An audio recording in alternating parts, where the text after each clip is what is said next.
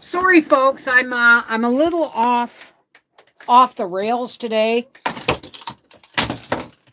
Oh, I just dropped all my pens on the floor. Okay, listen. I have to go to the bathroom and get a cup of tea. So, and I have to pick up this bucket of pens I just dropped all over the floor. I'll be back. I'm sorry I went a little bit early. I'll be back in about 5 minutes. Gracie needs to go beebies. Do you need to go beebies? We get a cup of tea? Look at this mess Mummy has made. Look at the mess. Oh. Oh my goodness. How you doing, baby girl? Okay. Oh. All right. I have to go to the bathroom. So does Gracie.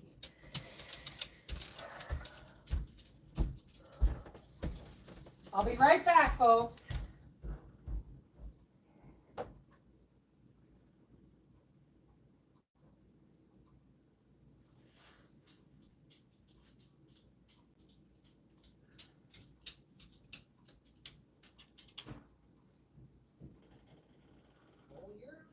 You opening doors now? Are you opening doors? You feeling good enough to follow me into the bathroom, Gracie? My goodness. Give your mommy a second, okay? Oh my goodness. You gotta go, babies. Oh, you want a hairbrush, don't you? Well, we'll do that after. Come on. Let's go pee-pees. Let's go pee-pees. And Mommy needs a fresh cup of tea. I'll be right with you, folks. I'm putting Gracie out and I'm making a cup of tea. I get you. Let's go. Go, babies. Oh, my goodness.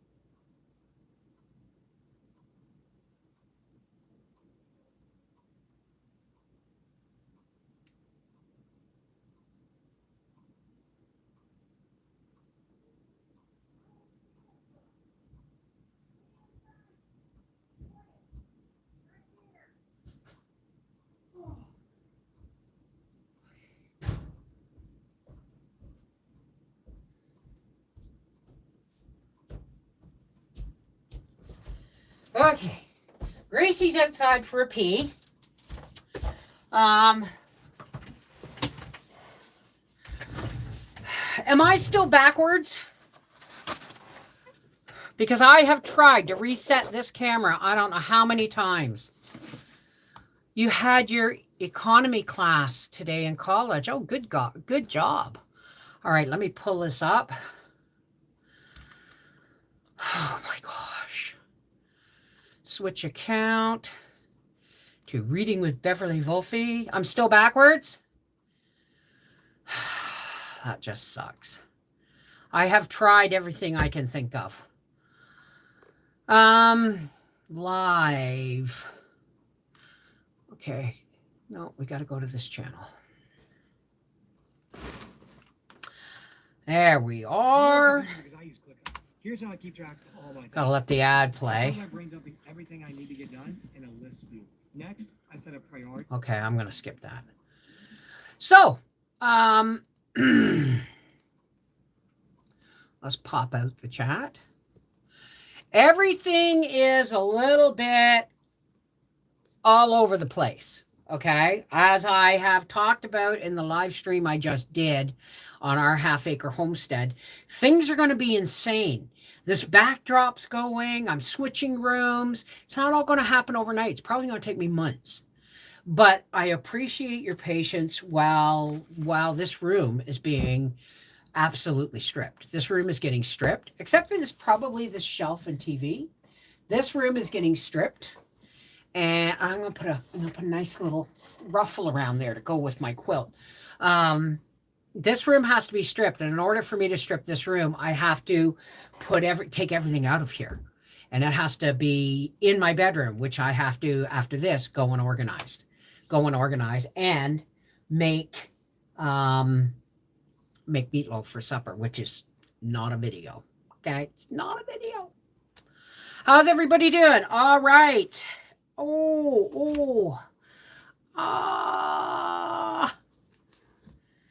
always thought it was just my ears because my eyes are dry, my ears are dry. Apparently, that's a menopause thing.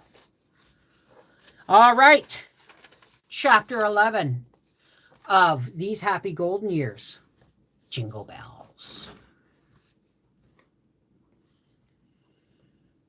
You're older than the professor. It doesn't change the knowledge, does it? Right? Jingle bells. Waking the next morning was happier than Christmas. Oh, I'm at home, Laura thought. She called, Carrie, good morning. Wake up, sleepyhead. She almost laughed with joy as she shivered into her dress and skipped downstairs to button her shoes and comb her hair in the warming kitchen where Ma was getting breakfast. Good morning, Ma, she sang. Good morning, Ma smiled. I declare you look better already. It's nice to be home, Laura said. Now what shall I do first? She was busy all that morning helping with Saturday's work. Though usually she disliked the dryness of flour, and she's mentioned that in the past, where she didn't like the feel of like picking up potatoes because of the dusty dirt. It's weird.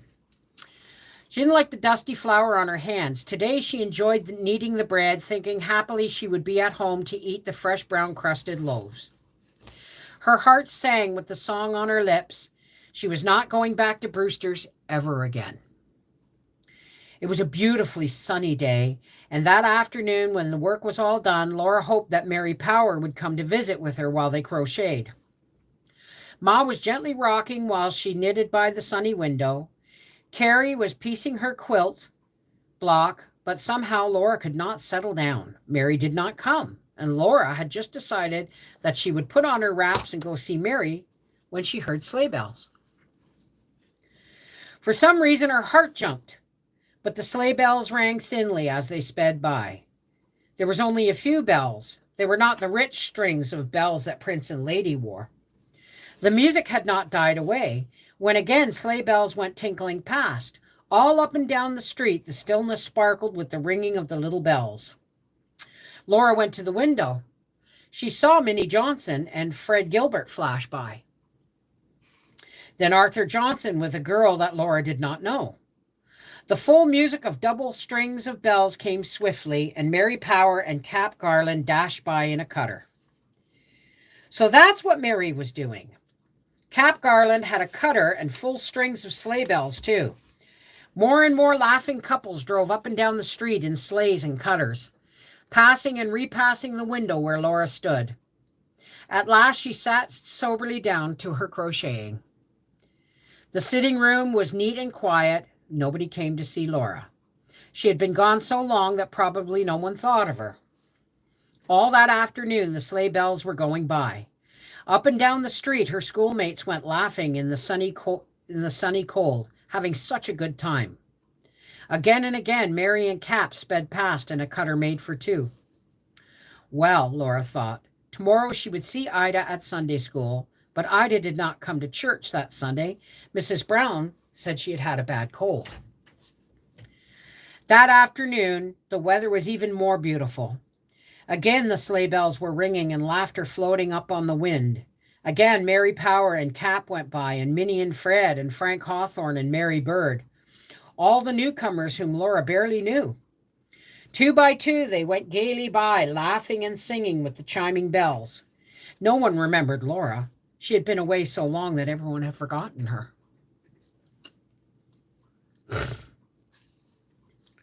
Soberly, she tried to read Tennyson's poems. She tried not to mind being forgotten and left out. She tried not to hear the sleigh bells and the laughter, but more and more she felt she could not bear it. Suddenly, a ringing of bells stopped at her door. Before Pa could look up from his paper, Laura had the door open.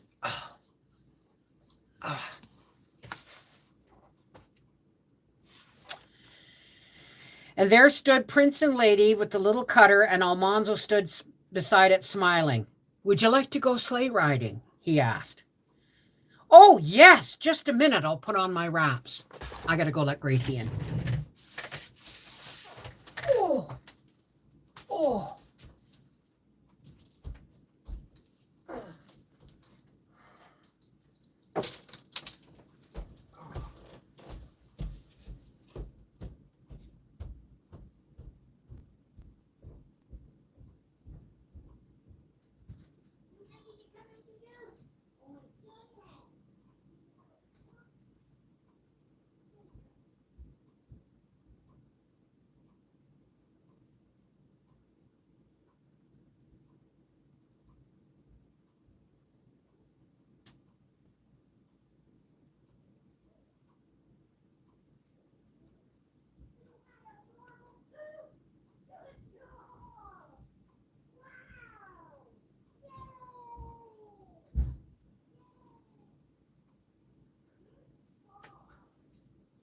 I'm so happy to see that, Gracie. My goodness. I'll be right with you, folks.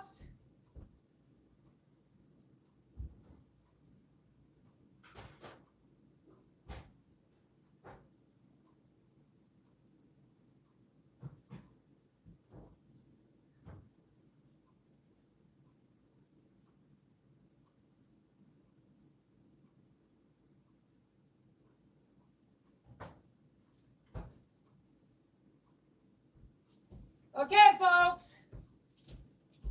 I'm sorry to disrupt this live stream, but I have an announcement to make. Gracie had a normal poo. We're talking, it's been over a month. She's been... I'll do another live stream. Gracie has, I just went and looked, she's had a normal dog poo. Not black slime, not ooey gooey liquid, not blood. A normal poop. She's healing. And she's out there eating her partially cooked raw beef dinner. All right. God, guys, you have no idea. She's never going to be like she was. She's never going to be like she was.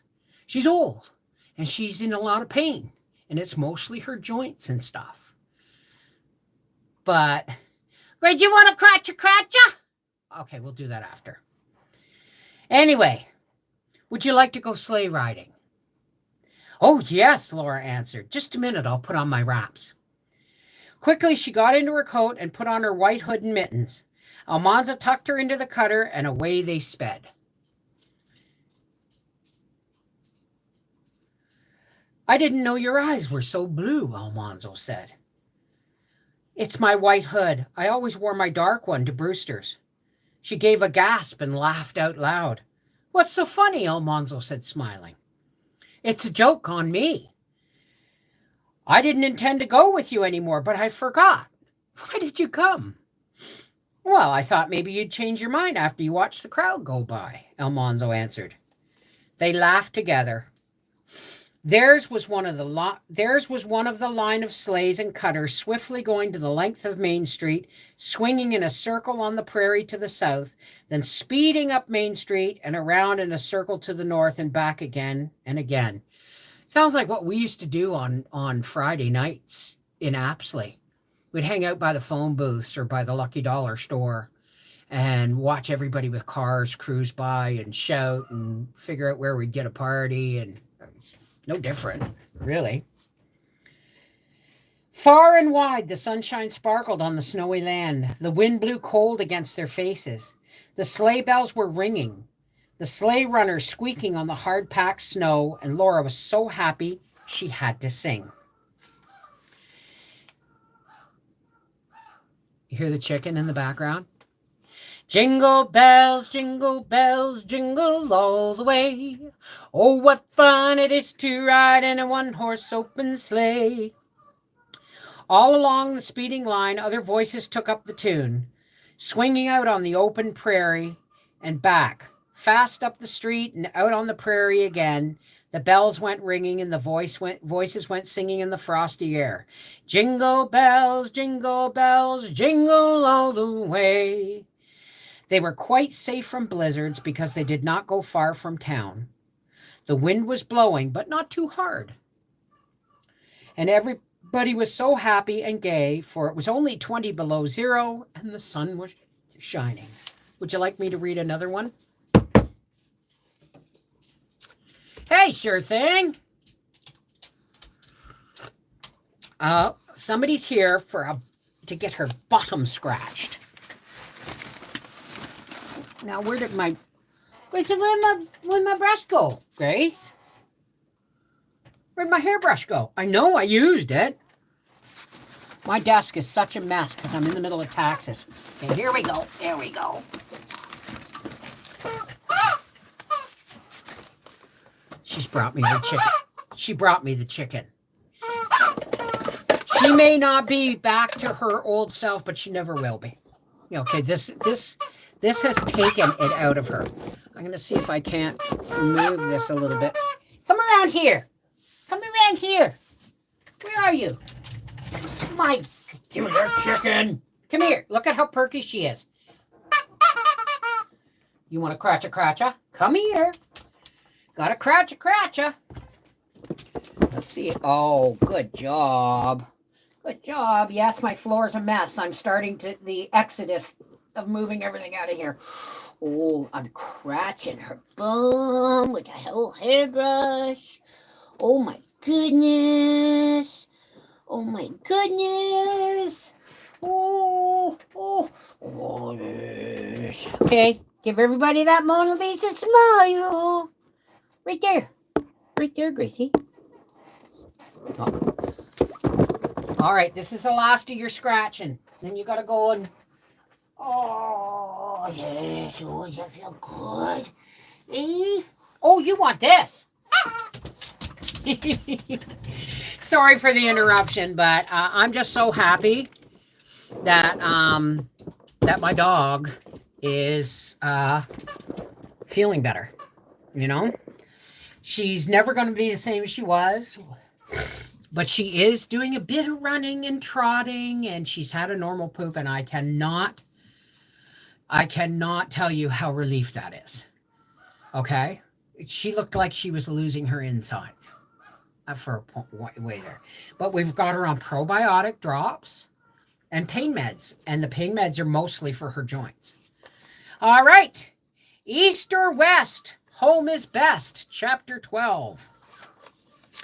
Sorry about all the graphic talk, but I mean, I'm telling you, we've been through the mill with Gracie since Christmas. So, gladly Laura set out to school with Carrie Monday morning.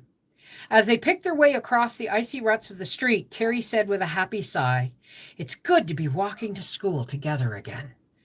It never seemed right without you." "I feel the same way," answered Laura. When they went into the schoolhouse, Ida exclaimed joyfully, "Hello, teacher!"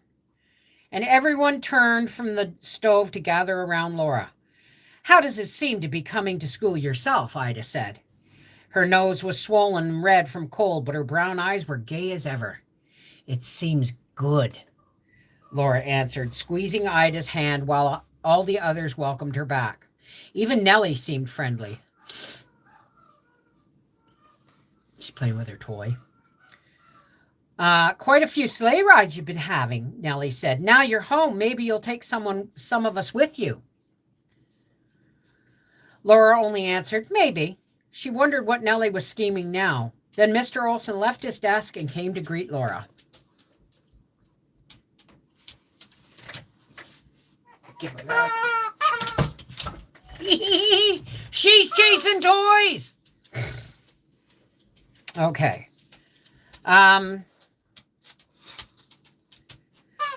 Okay. She wondered what Nellie was scheming now. Then Mr. Olson left his desk and came to greet. Give me that fucking chicken. Give me that chicken. Give me that chicken. Oh, I'm sorry. Okay. We're glad to have you with us again. Mr. Owens came to greet Laura at her desk. I hear you did well with your school. Thank you, sir, she answered. I'm glad to be back. Gracie, give me that chicken. Ooh, she's dodging me now. I'm glad to be back, she said. She wanted to ask who had spoken to him about her teaching, but of course she did not. Give me that. Give me that chicken. Give me that chicken. Give me. They can stay there until this chapter is done. Okay? I'm sorry, Gracie, but that's it. All right.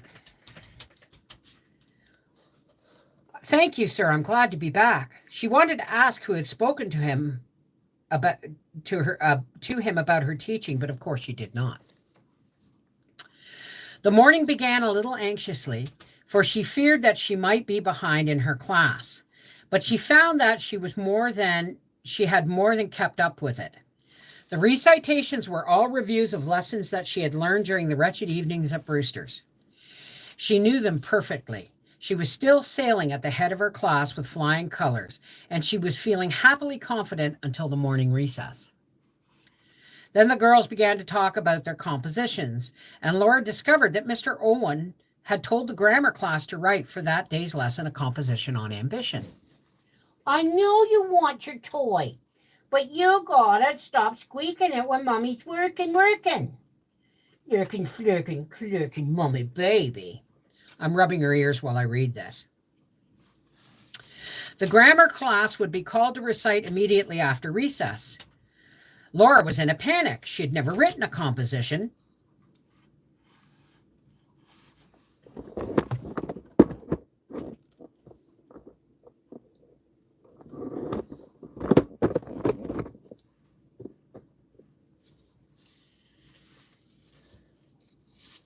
She had never written a composition, and now she must do it in a few minutes, what the others had been working on since yesterday. They had all written their compositions at home, and Mrs. Brown had helped Ida write hers. Mr. Brown wrote out the church papers, so Ida's composition would be good, or Mrs. Brown wrote for the church papers. Laura had no idea how to begin. She knew nothing about ambition. The only thought she's a living example of ambition, but not greed. Does that make sense? The only thing in her head was that she was going to fail in a class that she had always led. She must not fail. She couldn't. She would not. But how did one write a composition? Only 5 minutes were left.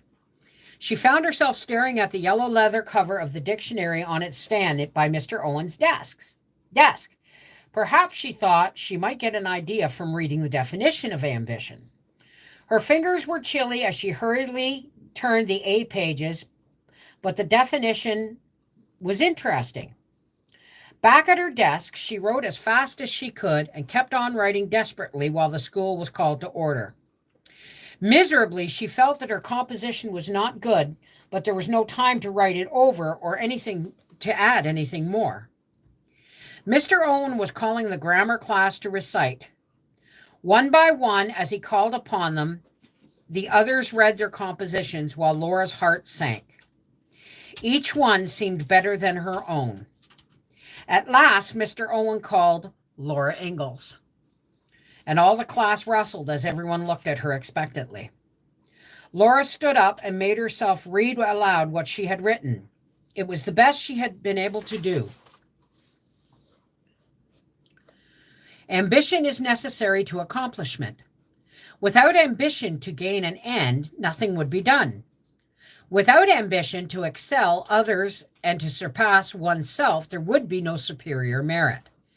To win anything, we must have the ambition to do so. Ambition is a good servant, but a bad master. So as long as we control our ambition, it is good.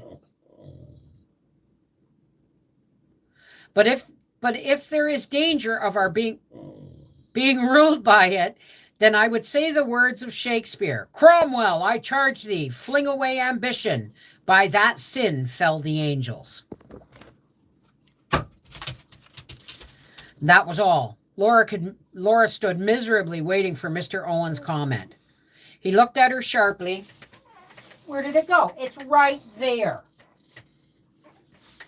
I'm sorry this second chapter is kind of all over the place.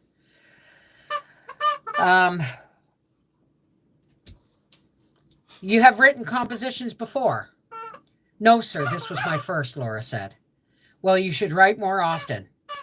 I would not have believed anyone could do so well the first time, Mr. Owen told her. Laura stammered in astonishment. It's so short, and it's mostly from the dictionary. It's not much like the dictionary, Mr. Owen said. There are no corrections. It grades 100. Class is dismissed. It couldn't be marked higher. Laura still was at the head of her class. She felt confident now that with steady work, she would keep her place at the head of her classes, and she looked forward to happily to writing more compositions.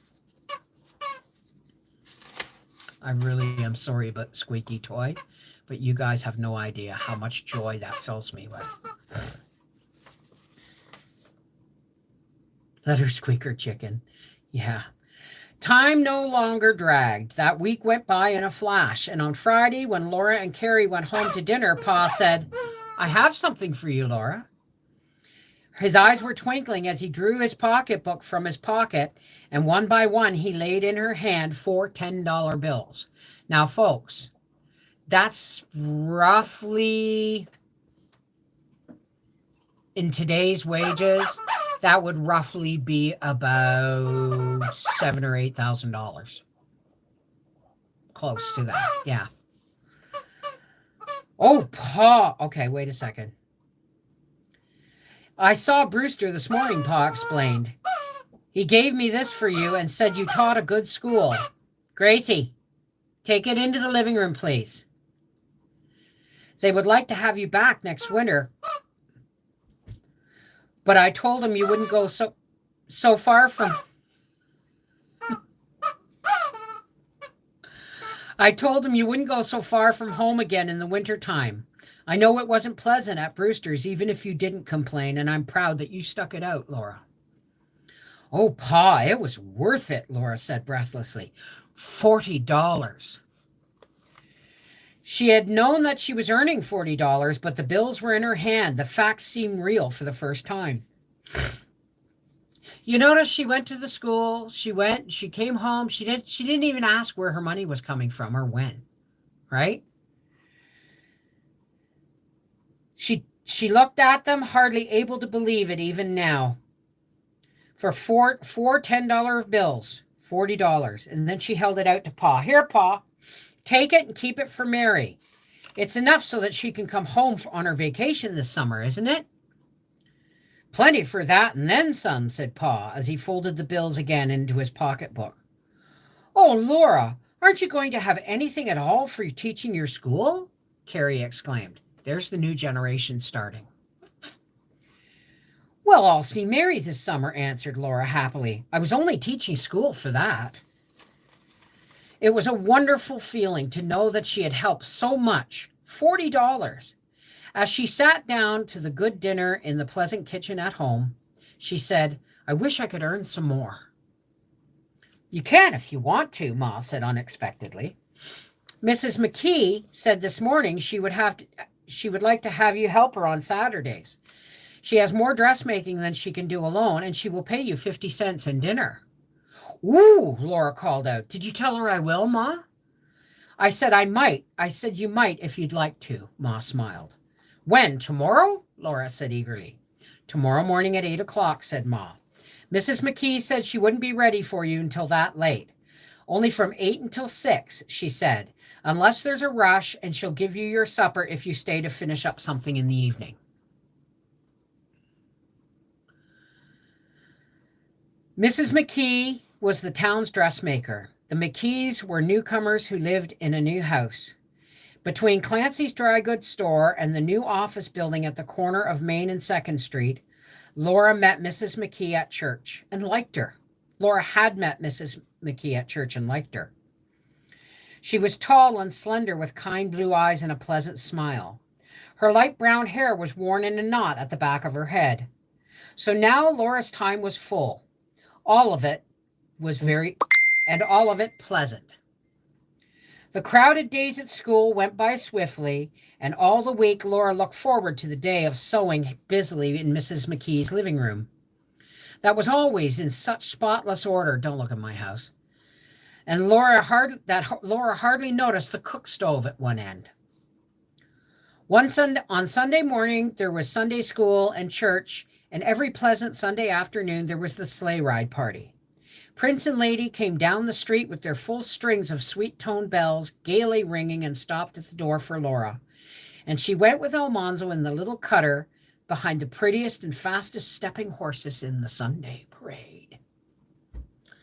But best of all, there was the mornings and the evenings at home. Laura realized that she had never appreciated them until now. There were no sullen silences, no smoldering quarrels, no ugly outbreaks of anger. Instead, there was work with pleasant talk. And there was happy little jokes and evenings of cozy studying and reading and the music of Pa's fiddle. How good it was to hear the old familiar tunes. The fiddle sang them in the warm lamp-lighted room of home. Often Laura thought how happy and how fortunate she was. Nothing anywhere could be better than being at home with the home folks. Thank you for joining me for 2 more chapters. I'm trying to do 2 chapters. They're not that long. I'm trying to do 2 chapters at a time so that we can, I am going to do a poll immediately after this, asking folks what we want to do after this is done and this is done. Okay? Take care. God bless. Patrons, I will see you in about 20 minutes. Take care. God bless.